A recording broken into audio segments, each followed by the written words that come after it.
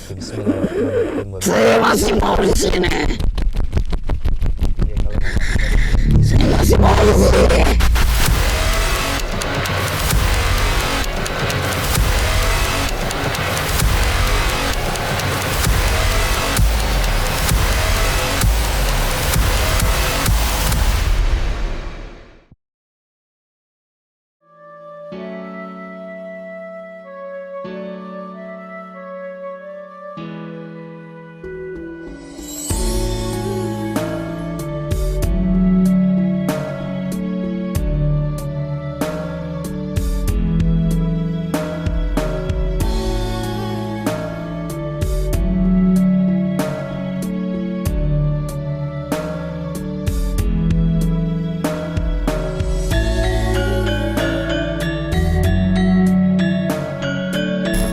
Bismillahirrahmanirrahim. Assalamualaikum warahmatullahi wabarakatuh.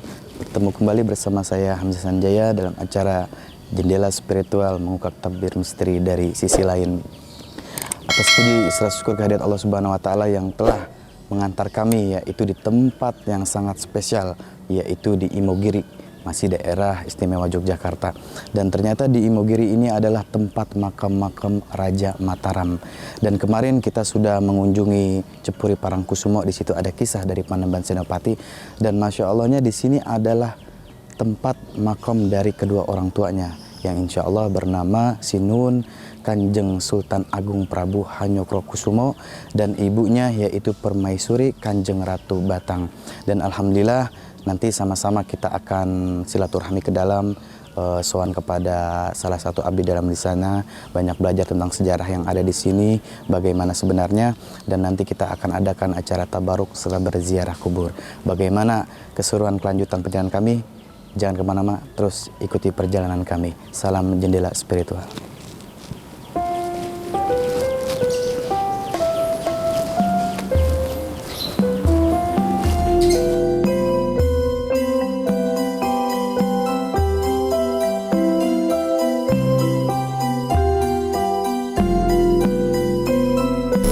Alhamdulillah sahabat Jendela Spiritual, sekarang kita masih berada di daerah istimewa Yogyakarta. Dan sekarang di belakang kami itu ada gerbang untuk menuju makom dari Sinuwun Kanjeng Sultan Agung Prabu Hanyokrokusumo dan Permaisuri Kanjeng Ratu Batang.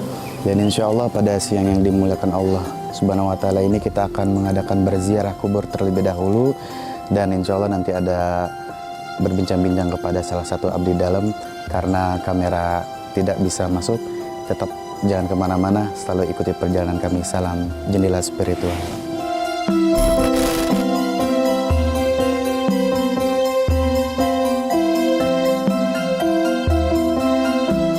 Alhamdulillah sahabat Jendela Spiritual, kita baru saja selesai ziarah ke Imogiri. Dan alhamdulillah sekarang saya tidak sendiri tapi ditemani oleh sahabat Jendela Spiritual yang jauh nih datangnya dari Aceh ya Mas? Iya. Dengan Mas siapa? Sabam Manik. Dengan Mas Sabam Manik. Iya.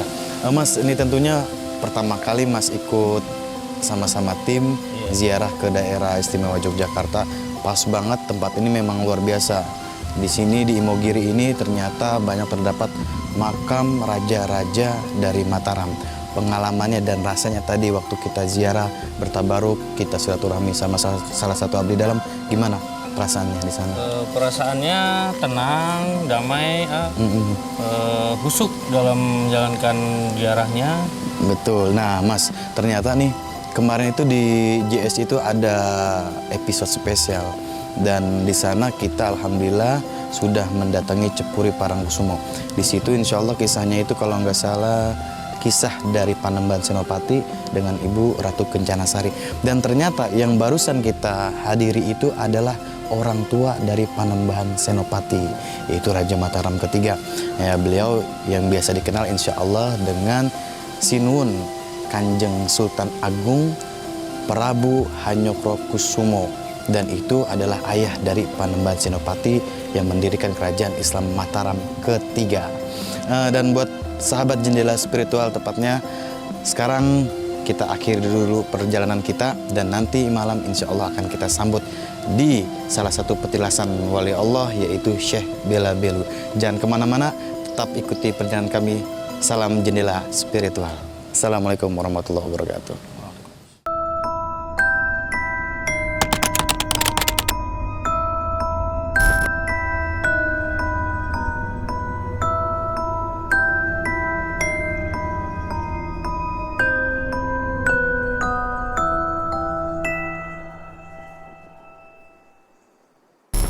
Bismillahirrahmanirrahim. Assalamualaikum warahmatullahi wabarakatuh.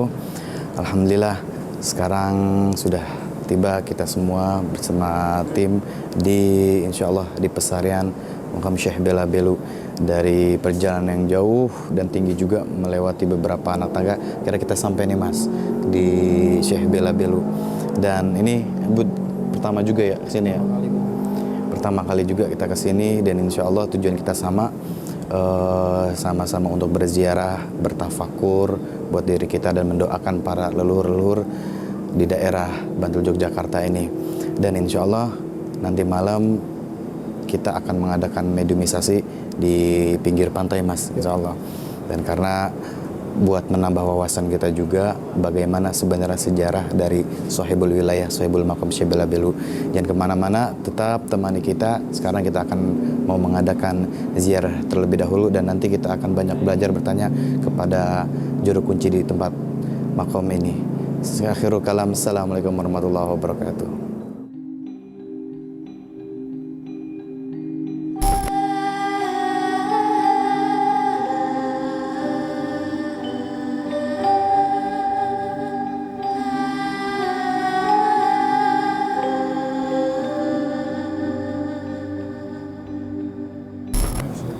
Bismillahirrahmanirrahim. Assalamualaikum warahmatullahi wabarakatuh. Alhamdulillahirabbil alamin. Allahumma shalli ala sayyidina Muhammadin salatan taghfiru biha dzunub wa tuslihu bihal qulub wa tantuliku bihal usub wa talin biha sawab wa ala alihi wa sahbihi wa man ilahi mansub. Alhamdulillah, atas izin dan ridha Allah Subhanahu wa taala, sekarang kami sudah berada di tempat pesarian Syekh Bela Belu Damiyaking. Dan alhamdulillah pada hari ini saya diberikan izin oleh Allah bisa ditemani oleh Bapak siapa Pak? Bapak Juru Kunci Surakso Trirejo. Alhamdulillah, dan insya Allah sahabat nanti kita akan banyak belajar. Jadi ada hikmah buat kita dalam perjalanan ziarah kita, dan nanti insya Allah kita banyak tanya dengan Bapak Juru Kunci. Bapak sehat? Alhamdulillah. Ini Pak, mohon maaf sebelumnya kita setelah berziarah ke tempat ini pengen banyak bertanya dan banyak belajar ini dari Bapak. Karena ya kita sudah banyak mendengar tentang sejarah Syekh Bela Belu begitu, dan alhamdulillah pada hari ini Allah takdirkan kita berjumpa. Saya pengen manfaatkan biar jadi suri tauladan buat perjalanan kami. Pak Ade, sebelumnya memang Syekh Bela Belu itu bernama aslinya siapa? Baik. Sebetulnya begini, keberadaan makom yang Syekh Bela Belu sama Syekh Damiyaking ini merupakan kalau melihat dari silsilahnya ini merupakan keturunan dari Brawijaya V, jadi dari kerajaan Majapahit pada waktu itu. Nah, kebetulan di sini nama aslinya adalah Joko Dandur. Joko Dandur. Ya, Joko Danrun itu, atau ada juga yang menyampaikan waktu itu adalah Joko Dandur. Joko Dandur. Kemudian keberadaan yang Syekh Bela Belu yang Syekh Damiyaking memang pada zaman kewalian dulu.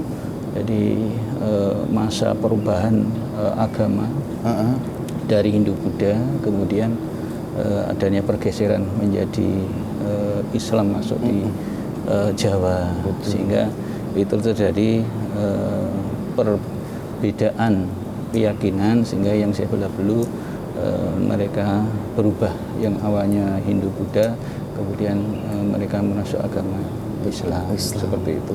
Mohon maaf Pak De, lalu kaitannya beliau Sohibul Makam Syekh Bela Belu dengan Syekh Maulana Maghribi itu?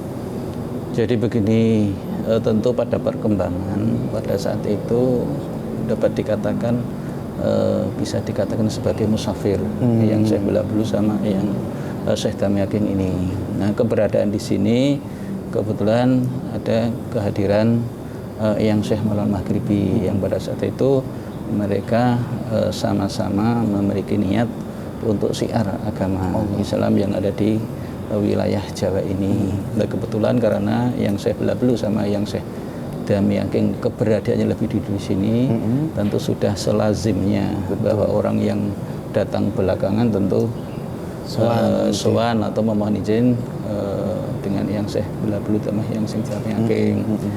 Kemudian pada saat itu memang karena dari latar belakang yang berbeda, latar belakang yang Syekh Belabelu sama yang Syekh Damiaking adalah Jawa, yang dulunya hidup Buddha menjadi kalau banyak sekarang dikatakan adalah semacam Islam Jawa.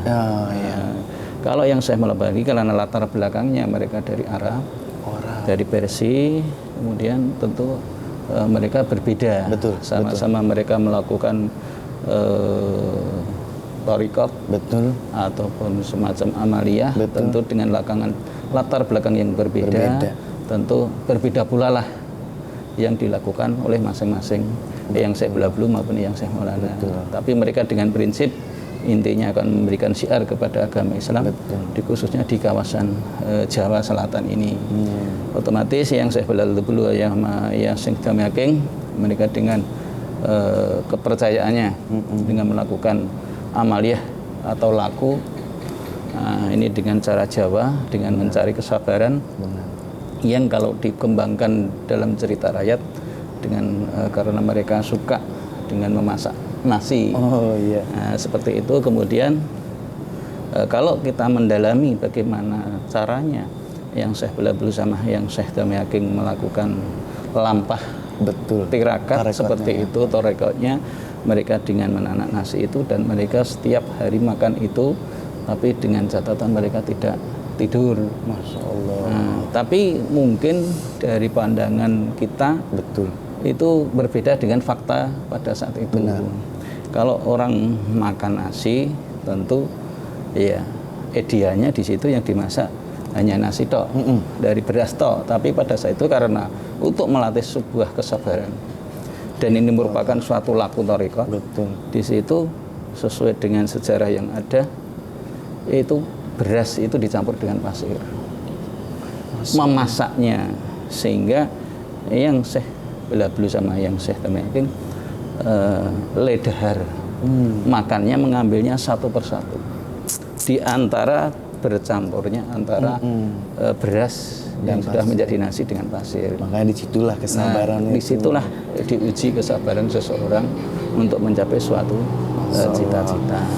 Sedangkan mungkin dengan yang Syekh Maulana Maghribi sendiri itu kan berbeda. Otomatis latar belakangnya adalah mereka melakukan thariqah tadi, amaliyah sesuai dengan ajaran yang ada. Tentu karena memiliki spesifikasi sendiri-sendiri, tentu juga memiliki keilmuan dan kemampuan sendiri-sendiri. Masya Allah. Iya sahabat, inilah hebatnya ya. Jadi yang tadi sudah diberitahu sedikit oleh Bapak Juru Kunci bahwasannya Syekh Maulana Maghribi itu beliau berasal dari Timur Tengah, dan beliau Sahibul Maqam Syekh Belabelu dan Syekh Damiaking ini bahwasanya beliau pun mempunyai cara tarekatnya sendiri dengan budayanya, tapi manfaatnya, hikmahnya sangat besar pelajaran buat kita. Bahwasanya memasak itu jadi filosofi. Bagaimana kita bisa melatih kesabaran kita, keikhlasan kita, benar-benar tarekatnya berbeda, hakikatnya karena Allah Subhanahu wa Ta'ala. Begitu ya kurang lebih ya Pak. Jadi ini bentuk suatu laku sambil menunggu apa yang nanti petunjuk yang diberikan oleh Allah. Jadi bukan sekedar makan, tapi sambil kita melakukan thariqah, kita melakukan laku, tentu kan nanti ada petunjuk. Dianya kan kalau mungkin zaman sekarang mungkin lebih mudahnya katakan mendapatkan wisik atau wahyu kan gitu dari Allah, seperti itu. Sehingga ini walaupun posisinya yang Syekh Maulana dia dari sisi agama Islamnya memang di atas dari sisi keilmuannya. Tapi karena mereka zuhud, mengakui keberadaan yang Syekh Belabelu Damiaking, ini bisa dibuktikan. Pengakuan yang Syekh Maulana Maghribi bahwa mereka mengakui kehebatan yang Syekh Belabelu ditunjukkan, mungkin ada cerita mereka sama-sama ingin melaksanakan sholat Jumat di Mekah. Nah, ini kan pada saat yang Syekh Maulana Maghribi menghampiri yang Syekh Bela-Belu mau bareng-bareng diajak sholat Jumat di Mekah. Pada saat itu kan masih menanak nasi. Kemudian pesan kepada Syekh Maulana, silakan kamu dulu, nanti saya nusul di belakang. Masya Allah. Nah, tapi faktanya setelah di masjid sana, ternyata yang Syekh Bela-Belu sudah duduk di soft depan. Sampai duluan. Sampai duluan. Nah, sehingga Syekh Maulana mulai dari itu mengakui bahwa yang namanya kesaktian seseorang tentu perlu thariqat laku, lampah. Betul. Sehingga itulah Syekh Maulana mengakui walaupun dia dari sisi Islamnya, Qur'annya itu lebih menguasai karena latar belakangnya memang dari Arab, tentu mereka tetap juga menaruh hormat kepada yang Syekh Bela-Belu karena juga memiliki kemampuan. Betul. Nah, lain lagi, tapi Syekh Maulana Maghribi juga memiliki spesifikasi ataupun keampuhan, tapi dibuktikan dengan Ki Ageng Selopawening. Ini beda lagi. Jadi Selopawening ini juga merupakan nasabnya itu dari Brawijaya V. Cuman pada saat itu Ki Ageng Selopawening mereka juga ke sini musafir begitu. Tapi mereka dengan kawulonya tetap mereka bersikeras tetap tidak mau berubah agama. Mereka tetap Hindu Buddha. Dengan kedatangan yang Syekh Maulana Maghribi, tentu mereka juga akan menyampaikan sesuatu bahwa akan melakukan syiar. Kan gitu secara otomatis karena di situ ada kawulo. Tapi kawulonya Ki Ageng Selopawening tentu mereka minta izin. Betul. Bahwa saya akan menyampaikan ini. Secara otomatis ini kawulo saya. Ini rakyat saya tidak boleh kan gitu. Nah, kemudian ya kalau zaman dulu kan pasti sedikit ada unsur bagaimana untuk memperlihatkan kesaktian. Benar-benar. Nah, di situ adu kesaktian antara yang Syekh Maulana Maghribi dengan Ki Ageng Selopawening. Ki Ageng Selopawening menyampaikan kalau memang kamu nanti bisa menang, silakan kamu mengajarkan agama Islam kepada kaula saya. Betul. Anda saya izinkan. Betul pada itu dilakukan lomba mancing. Lomba mancing Antara yang Syekh Maulana Maghribi dengan Ki Ageng Selopawening. Mana yang lebih dulu mendapatkan, berarti itu yang menang. Memang faktanya pada saat itu Ki Ageng Selopawening mendapatkan ikan lebih dulu. Itu. Tapi yang menjadi keheranan Ki Ageng Selopawening setelah yang Syekh Maulana Maghribi mendapatkan ikan sudah masak. Sudah matang. Nah, sudah matang seperti itu, sehingga di situ mengakui kehebatan dari Syekh Maulana Maghribi, sehingga sama-sama Ki Ageng Selopawening beserta kaulanya mereka kemudian sama-sama mualaf menjadi agama Islam. Itu dari perkembangan cerita yang ada. Betul. Kemudian kalau melihat dari sisi letak geografis antara makam yang Syekh Bela-Belu sama yang Syekh Damyaking, ini kan dibikin sama. Itu untuk menunjukkan bahwa sama-sama menghormati. Betul. Walaupun dengan latar belakang ilmu yang berbeda. Tapi dengan tujuan yang sama. Sehingga makamnya ini ketinggiannya hampir sama. Nah, beda dengan Ki Ageng Selopawening karena mereka mengakui kehebatan yang Syekh Maulana Maghribi, mereka menyadari merasa kalah, tetap makamnya posisi di bawah. Dia nggak mau disamakan makamnya. Itu sebagai wujud bukti bahwa ya memang pada saat itu terjadi kejadian sejarah seperti itu. Seperti itu. Nah, sedikit pada buat nasihat buat kita yang insya Allah bisa kita aplikasikan buat kehidupan sehari-hari.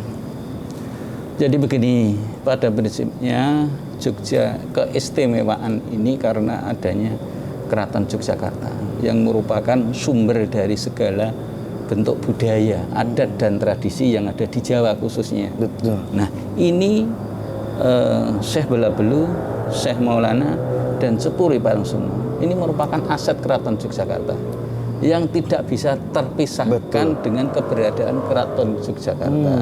Makanya kami tetap menggunakan pakaian abdi dalam keraton ini karena merupakan aset dan kami menjadi abdi dalam keraton Jogja.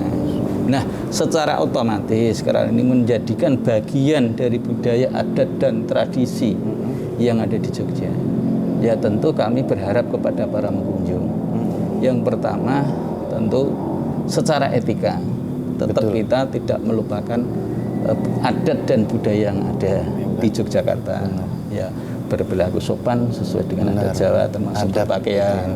Nah, kemudian yang bisa kita ambil sebuah hikmah dengan adanya kita berziarah di Eyang Syekh Belabelu Damyaking ke Syekh Maulana Maghribi, kemudian ke petilasan Kanjeng Panembahan Senopati, tidak lain tidak bukan kita adalah meneladani apa yang telah diperbuat oleh seorang Syekh Walullah. Pada saat itu betapa sulitnya, betapa susahnya dalam memperjuangkan pengembangan agama Islam. Kalau lihat dari secara logika, Eyang Syekh Maulana Maghribi aslinya dari Arab, sampai jauh-jauh dari sana ke sini. Tidak lainnya bukan untuk mengislamkan, memberikan petunjuk bagi kita semua agar memang kita sebagai manusia selalu senantiasa hendaknya ingat kepada Allah SWT. Itulah sebetulnya yang perlu, walaupun mungkin dari sisi lain kita berziarah itu adalah untuk mengingatkan kepada kita semua bahwa kita hidup ini adalah sementara dan suatu saat akan sama kepada yang kita ziarahi seperti ini. Dari bentuk konkretnya kan seperti itu, sehingga tentu manusia apapun tetap ada keterbatasan. Betul. Sepandai apapun, sepintar apapun, sesakti apapun, kita akan mengetahui fakta. Yang saya Maghribi saktinya seperti apa, yang saya Maghribi seperti apa, Kanjeng Panembahan Senopati seperti apa. Nah, itulah makanya tentu tidak sepantasnya bahwa manusia itu menyampaikan apa yang telah mereka perbuat. Mestinya tentu sejauh mana kita selaku umat berbuat baik kepada orang lain. Betul. Kan gitu. Apa yang bisa kita berbuat kepada orang lain, bukannya sebaliknya kita berharap dari orang lain. Kan seperti itu.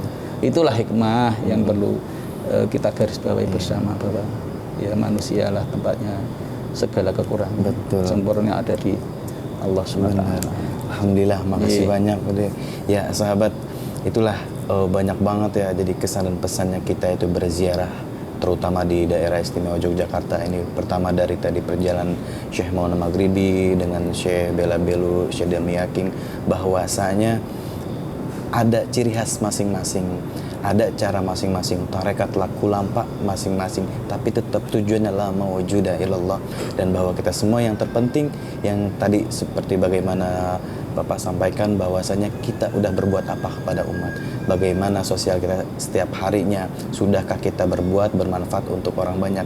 Kullukum ra'in wa kullukum mas'ulun ar-ra'iyatih. Setiap kita adalah pemimpin dan pemimpin akan dimintai pertanggungjawaban kelak. Dan khairun nas anfa'ahum linnas, sebaik-baiknya manusia ialah manusia yang paling bermanfaat.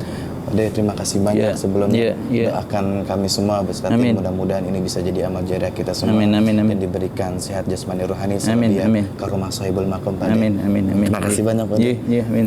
Ya, buat sahabat jangan kemana-mana, tetap ikuti perjalanan kami. Salam jendela spiritual. Assalamualaikum warahmatullahi wabarakatuh. Waalaikumsalam warahmatullahi wabarakatuh. Ode, makasih banyak. Ya.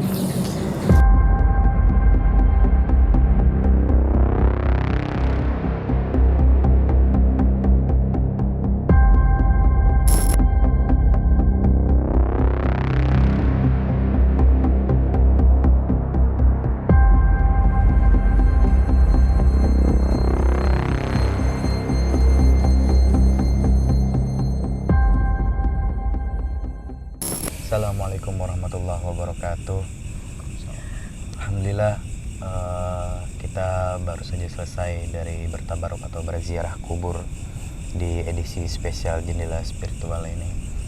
Dan barusan kita telah selesai ziarah di tempat magum dari Syekh Maulana Maghribi. Kita udah sering banget di Jogja ya. Pertama itu di Cepuri Parangkusumo. Nah itu ternyata Alkisah ternyata di Cepuri Parangkusumo itu tempat bertemu dari Panembahan Senopati dan Ibu Ratu Kanjeng Kencana Sari. Dan yang hebatnya Mas, tadi juga gue sempat kaget tuh, dan ternyata kita ke Imogiri bahwasanya itu magom dari ayah dari Panembahan Senopati. Nah ini sekedar bertanya sih atau cerita ya, pengalaman kita udah jalan kemana-mana, berziarah kemana-mana, yang paling greget, yang paling terasa di mana kalau buat Mas sendiri? Kalau gua di Cepuri Parangkusumo Imogiri itu yang enak. Kalau yang bikin gak enak kayaknya Parangtritis ya. Enaknya gimana tuh di Imogiri itu? Enaknya Imogiri tuh adem, disambut Iya, nyaman, betul. Penyambutannya ya luar biasa ya. penyambutan luar biasa. Terus kita dapat kesempatan juga pakai baju keraton kan, bisa sampai ke dalam juga, Benar. ketemu langsung ya kan. Terus ya ngalamin yang mungkin nggak bisa dialami sama semua orang. Betul. Sih, gitu. Memang kalau di Imogiri itu ternyata nggak sembarang orang loh bisa masuk ke situ, apalagi sampai ngerasain atas itu dan batuangnya itu ya. Nah kalau Mbak Ingar sendiri gimana?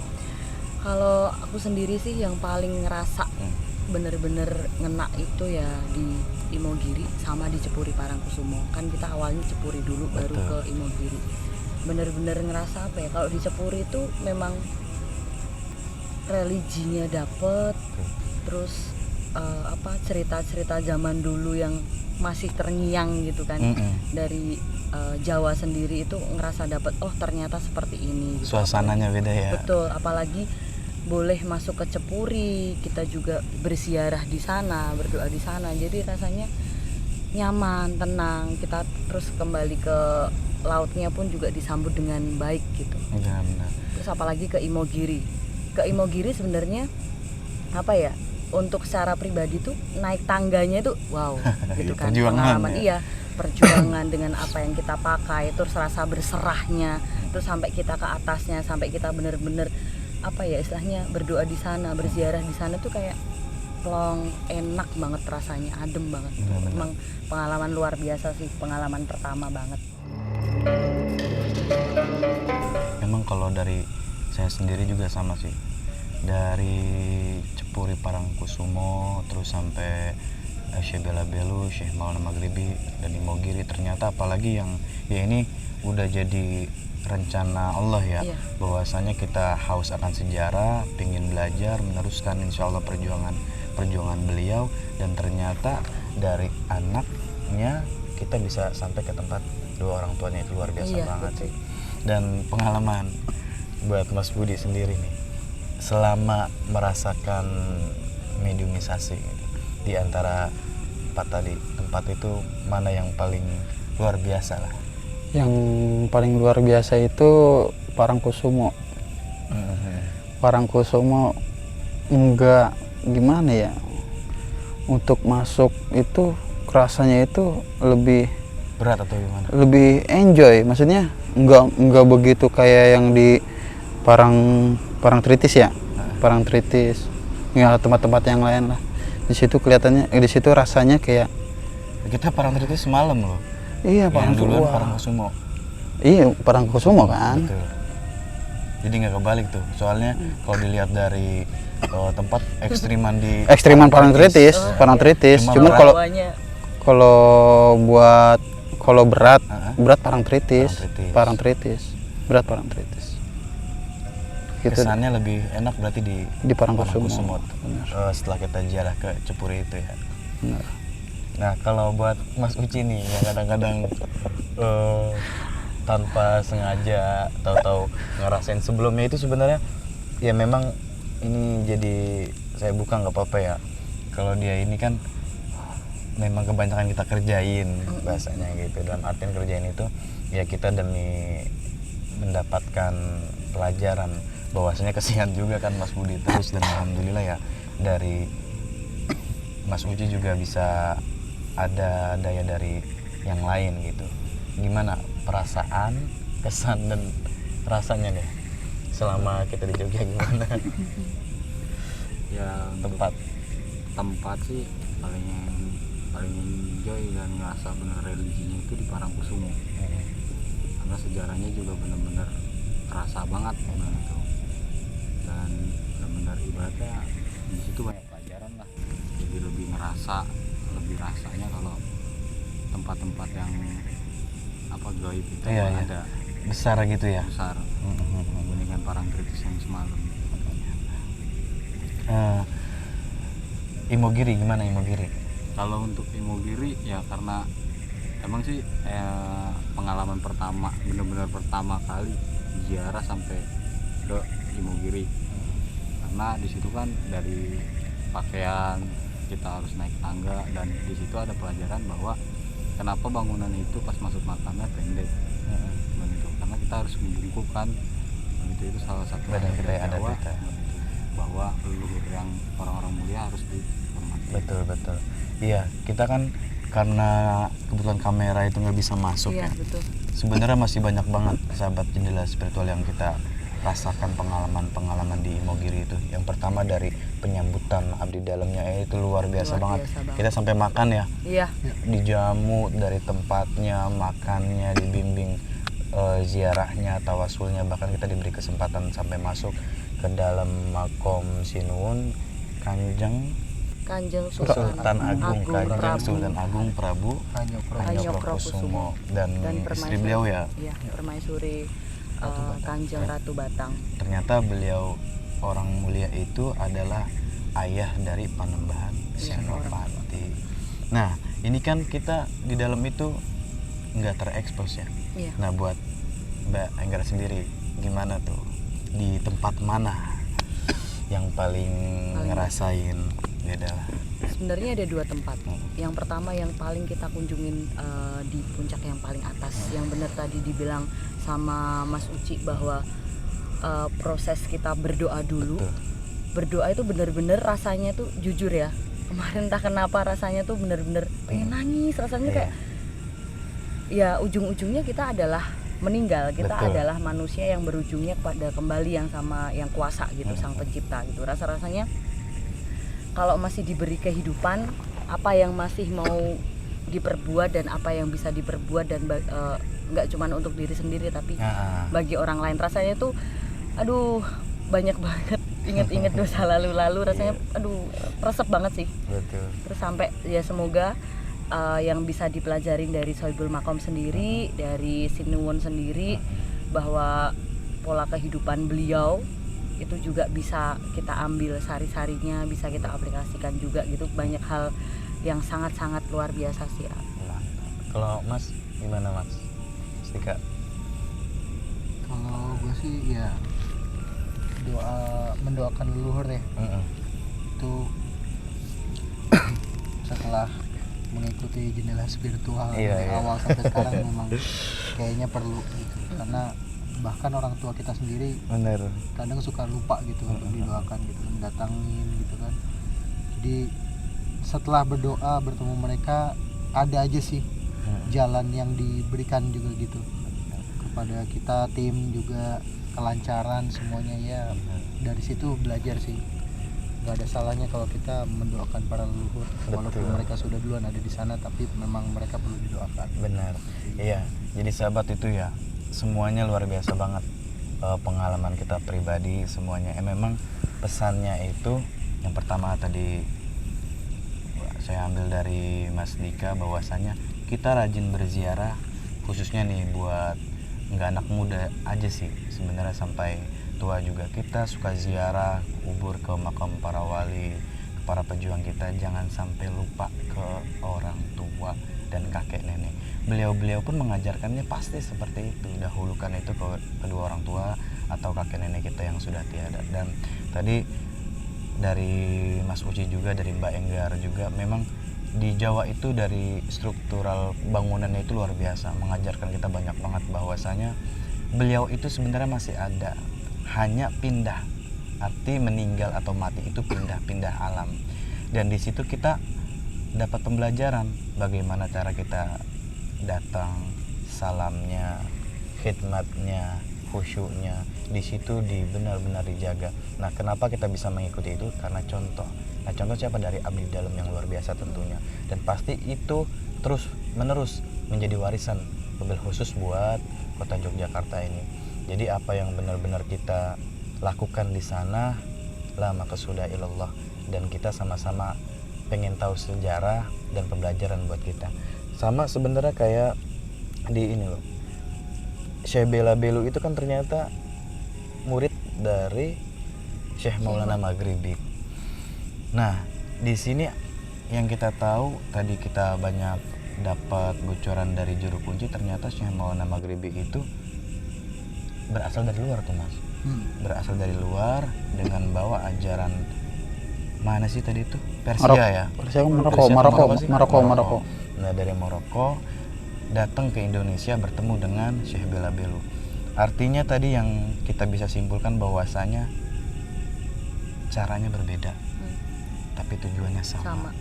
Nah, cuma memang kehebatan dari Syekh Bela Belu itu memang udah mempunyai hati jiwa yang bersih.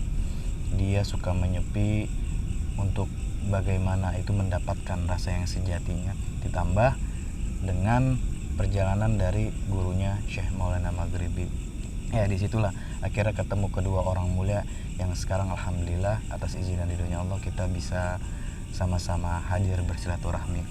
Kalau dari saya buat penutup sebenarnya begini, mudah-mudahan dari perjalanan kita ini, satu, mendapatkan hikmah ya, kedua, keberkahan, dan mudah-mudahan atas izin dan ridha Allah kita bisa meneruskan perjuangan beliau-beliau. Artinya pendakwah itu bukan hanya ustadz, bukan hanya kiai yang lain, dari kita pun juga sama bisa. Artinya bagaimana kita bisa meneruskan perjalanan beliau, kita terapkan dalam pribadi kita sendiri, orang rumah, tetangga, bahkan sampai masyarakat besar. Nah, di sini saya mau ngajak merenung lah, dalam artian kita selama ini tuh banyak pelajaran kehidupan kita udah jauh banget, kita tundukkan kepala kita ingat kesalahan-kesalahan kita. Mudah-mudahan atas keberkahan dari waliullah yang telah kita ziarahi, kita mendapatkan ampunan dari Tuhan Yang Maha Esa, dan kita diberikan selalu kelimpahan keberkahan fiddin wa dunya wal akhirah. Jadi didengerin aja, diresapin aja ya. Astagfirullah. Astaghfirullah Rabbal baraya, astaghfirullah minal khataya, astaghfirullah Rabbal baraya, astaghfirullah minal khataya. Rabbi zidani ilman nafi'ah wa wafiqni amalan salihah wa wahabni rizqan wasi'ah fatub alayya taubatan nasuha. Assalamualaikum warahmatullahi wabarakatuh. Waalaikumsalam warahmatullahi wabarakatuh. Alhamdulillah. Mohon maaf sebelumnya, ini siapa kok tiba-tiba hadir? Saya berbicara dengan siapa? Kamu mau tahu siapa saya? Apa mau tahu sejarah Syekh Maulana Maghribi?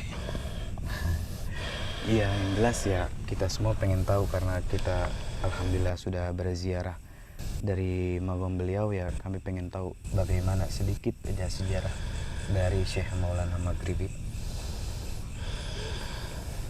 Kamu sebenarnya tahu, tapi kamu pura-pura tidak tahu. Saya tahu kamu. Tahu saya? Enggak benar, kalau Nggak pura-pura tahu sih sebenarnya. Ya tapi memang kami butuh belajar. Jadi kami pengen banyak bertanya tentang Syekh Maulana Maghribi.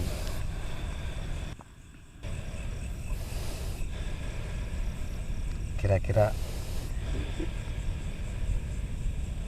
panjenengan dari mana sih sebenarnya?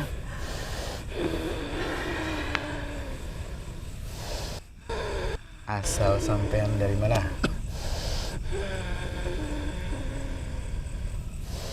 Cirebon bukan sih? Dari Kamu tahu, Demak dan Cirebon. Cirebon Demak bener. Iya Cirebon Demak. Iya kan? Sedikit saja saya minta kalau begitu. Sejarah dari Syekh Maulana Maghribi.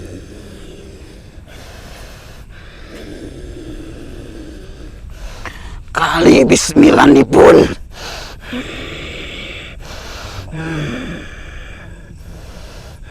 Ya bismillah. Ya betul memang saya memang suka mendawami bismillah.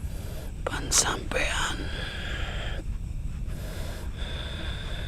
Iya betul. Saya memang banyak belajar tentang Bismillahirrahmanirrahim. Gimana pengen saya doain? Pakai Bismillah. Kalau gimana?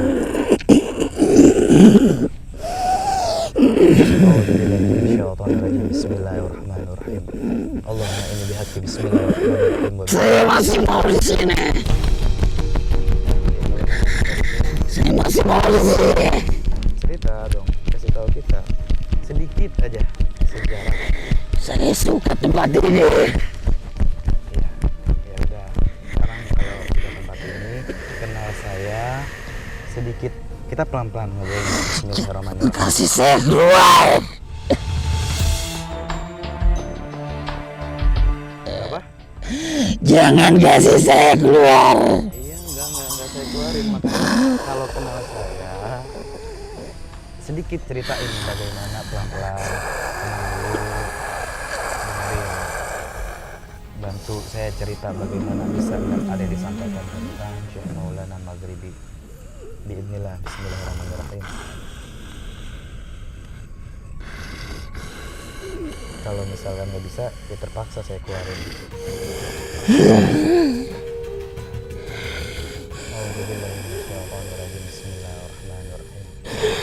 Allahumma inni bihaqqi Bismillahirrahmanirrahim wa bihaibati Bismillahirrahmanirrahim. Bimanzilati Bismillahirrahmanirrahim wa bil karam Bismillahirrahmanirrahim. Wa bil mu'jizati Bismillahirrahmanirrahim. Tabaqal Syai'an wa tatawiyya ma hiya ta'ala. Sin alif lam mim. Allahu la ilaha illa huwal qayyum.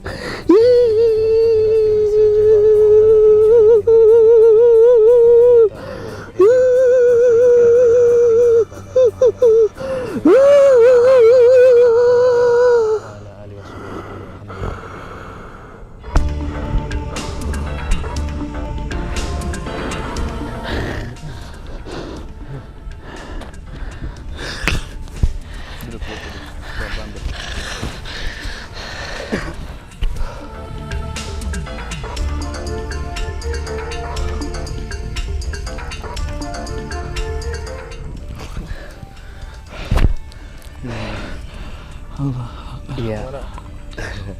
Dari tadi memang di belakang sana ada yang merhatiin kita. Nah, saya kira bisa bantu kita tentang bagaimana sejarah dari Syekh Maulana Maghribi. Dia suka tempat ini ya mungkin perbincangan kita nyaman, lagi enak-enaknya gitu kan. Ya cuma seperti ini jangan tertipu kita. Dia mengaku tahu saya dan dia mencoba pengen beritahu tentang informasi Syekh Maulana Maghribi. Ya ternyata nggak bisa dan alhamdulillah kita sadarkan.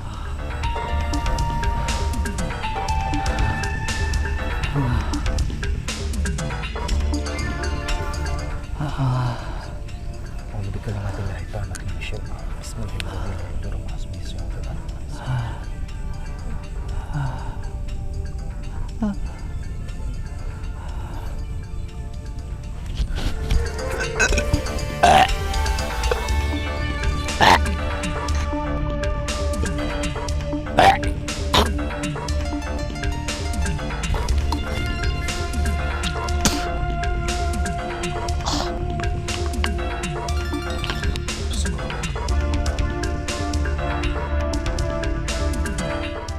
Bismillahirrahmanirrahim. Alhamdulillahirrahmanirrahim.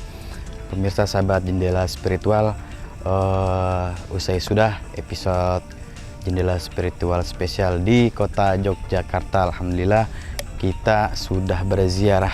Yang pertama kita ke Makam Syekh Bela Belu, dan kedua kita ke Makam Syekh Maulana Maghribi.